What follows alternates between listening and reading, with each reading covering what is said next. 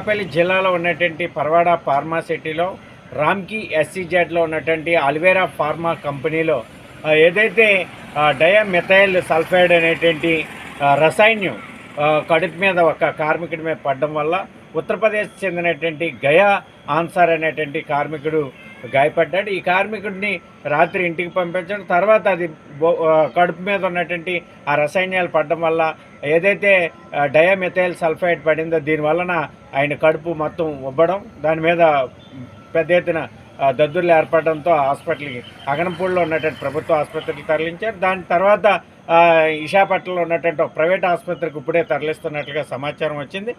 కాబట్టి భద్రతా ప్రమాణాలు, కార్మికుల యొక్క జీవితాలు, రక్షణ పరికరాలు అనేటువంటి సక్రమైన ఇవ్వకపోవడం, వెల్డింగ్ చేస్తున్నటువంటి సందర్భంలో బకెట్ అందించమన్నప్పుడు దాన్ని క్లియర్ చేసి శుద్ధి చేసినటువంటి బకెట్లు అక్కడ ఉంచకుండా ఏదైతే ఈ రసాయనాలు ఉన్నాయి ఉన్నటువంటి దాంట్లో ఆ బకెట్లు అక్కడ ఉంచడం వలన కార్మికుడి మీద ఒలిగి ఈ విధంగా జరిగింది. దీని మీద సమగ్రమైన దర్యాప్తు చేయండి. అల్వేరా ఫార్మా పరిశ్రమ మీద వెంటనే చర్యలు తీసుకోండి.